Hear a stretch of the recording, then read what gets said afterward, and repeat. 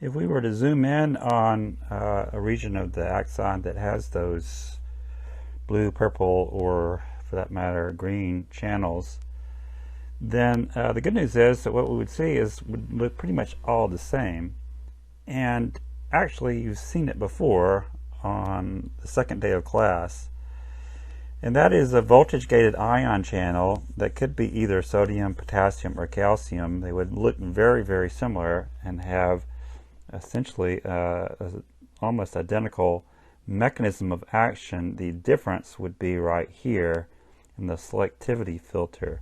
So if you remember that potassium channel from way back when, and those 4 potassiums in a row that were organized by that wire of charges, then you could apply that almost identically to the voltage-gated sodium and calcium channels just by changing the Eisenman type architecture right here.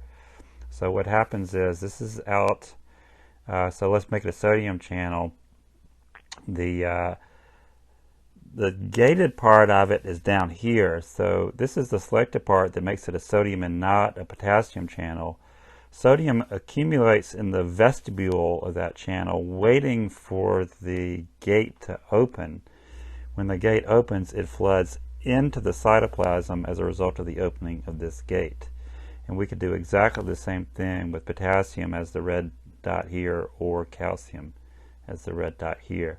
So pay attention to these things in red. They're going to be very important in terms of controlling the gate. This region right here is exactly what we talked about very, very early on.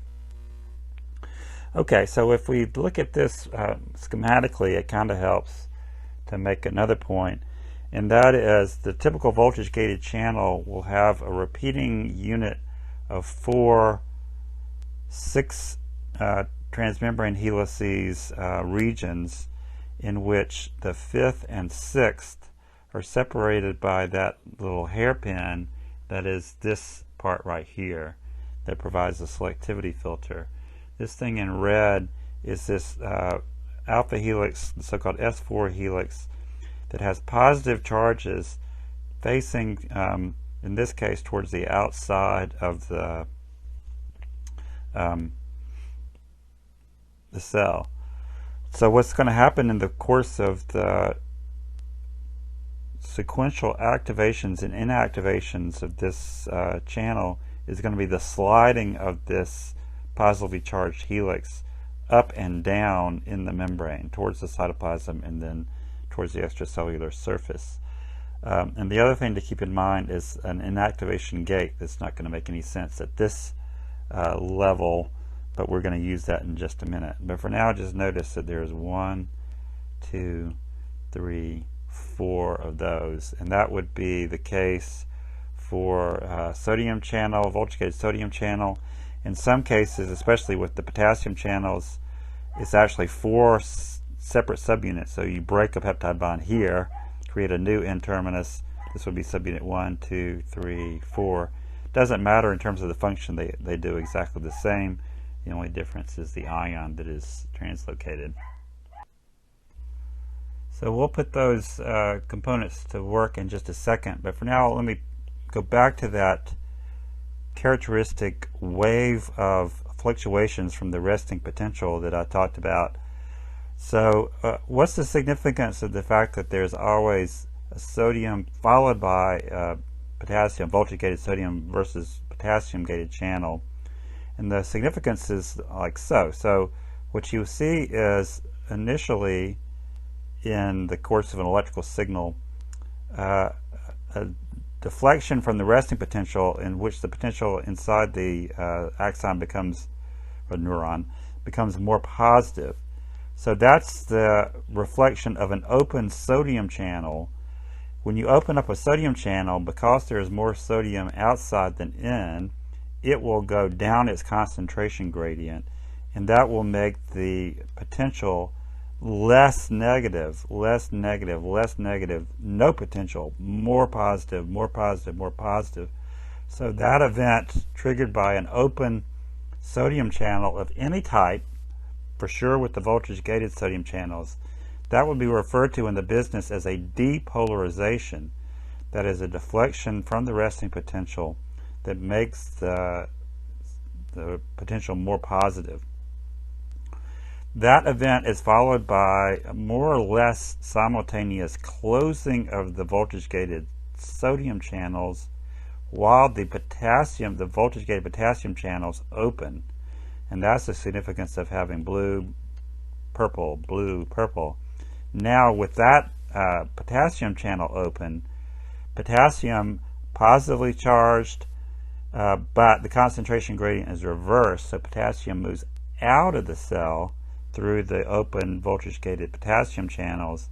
That makes the potential less positive to zero, more negative, more negative, more negative, and often overshoots until it reestablishes at the resting potential. So this shape of the so-called action potential is the effect of sequential activations and inactivations of first a voltage-gated sodium channel and then the so-called delayed voltage-gated potassium channels. That mechanism involves a little bit more than just opening and closing, and that's shown here in a cartoon of a model that's referred to as the Hodgkin-Huxley model. And I wanted to point out those names because they postulated this model in the 1950s at a time when a lot of people didn't believe that sodium channels existed even, and they won a very well-deserved Nobel Prize for their efforts. But anyway, back to the business of this model. So let's start with where that picture from the previous video had us: a closed gate, ions in the vestibule going through that sieve. So the way things work is that a wave of depolarization coming in this direction causes this gate to open, and that's shown here. That would be step B in this overall sequence. Notice what has happened with these positively charged helices and the potential of the membrane in question. So this is in, this is out. So the resting potential would have had more positive out than in, as we talked about. As that wave of depolarization comes from the left, that situation reverses. These positively charged regions, residues on the S4 helix, move out by electrostatic attraction, and that pulls this gate open. So if this is a sodium channel, the sodium goes flooding out, or flooding in, into the interior of the neuron. So rather than just going back to closed again, what happens is a period that essentially desensitizes the voltage-gated channel completely, and that's the result of a conformational change that closes that gate by steric mechanisms, not by the sliding of these helices. So now, even if sodium ions were to accumulate here, they couldn't get into the cytoplasm because of that physical blockage. And this is just one of those things that takes time. You just start your stopwatch and wait for it to happen. So during that time, this voltage-gated channel is referred to as inactive to distinguish it from the closed state. Closed means not open, but openable. Inactive is not open and not openable by a depolarization, because this depolarization actually is still there. There's still negative charges here, positive charges here. This channel is closed. So in order to put that into action with an actual axon, then that's where you need this figure of your text. So this cycle is going on with this particular, let's call it a sodium channel,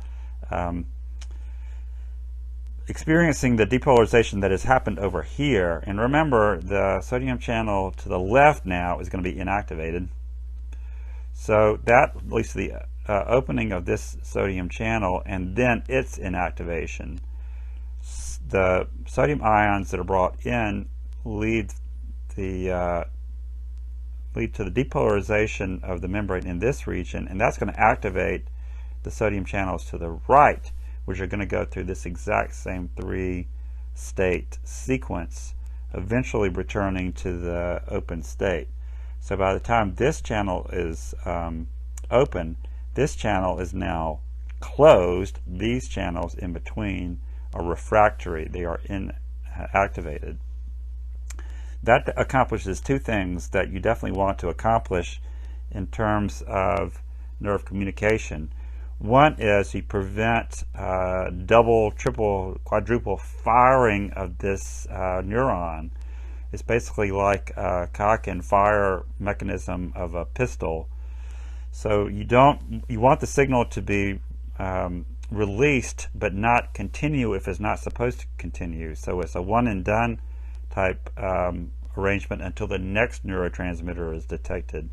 So that's one of the advantages of having this three-step sequence. The other is that it makes sure that the propagation of the action potential, that wave of depolarization, only goes in one direction. So it's not like ripples in a stream. It is a directed deflection of the resting potential through a series of depolarizations and hyperpolarizations that always goes, in this diagram at least, left to right, from the interior of the neuron near the nucleus to the axon terminus. So that process, if we go back to our cartoon, would involve the sequential activation of sodium channels here, followed by their activation here, here, here, and it migrates along this direction and never in the opposite direction, and only once per firing. Okay, so we need to account for what that accomplishes, and to do that we have to zoom in on the axon terminus, where now instead of having alternating sodium and potassium channels, the wave of depolarization encounters voltage-gated calcium channels. So here we are at that axon terminus. So just imagine, just for kicks, that there's a voltage-gated sodium and potassium channel here, and then they stop, and then stick some voltage-gated calcium channels along here. You'll get the appropriate picture. So the wave of depolarization comes along here to the axon terminus, where there is, waiting for it, a collection of neurotransmitter trafficking vesicles. So they're jam-packed with whatever neurotransmitter is associated with this particular presynaptic cell, doing nothing at the moment. But when the action potential arrives, so that wave of depolarization followed by hyperpolarization, at this point it encounters a voltage-gated calcium channel. And remember the pattern where there is more calcium out than in. That's going to apply in the synapse as well as everywhere else in the extracellular environment. So as a result of the voltage-gated calcium channels becoming open, you're going to get calcium that goes into the axon terminus, the cytoplasm of the presynaptic cell. I'm not going to go into the mechanism, but I mentioned previously that in the case of regulated exocytosis, back in that other section, neurotransmitter vesicles go through the point of tethering and docking, but not fusion, until calcium comes in. And the signal that is triggered when calcium channels open here is the wave of calcium tells this vesicle to go ahead and complete the fusion process. And that, of course, dumps the neurotransmitter into the synapse. On the other side of the synapse, at the postsynaptic cell, there's a neurotransmitter receptor for whom this is the ligand that is going to activate it.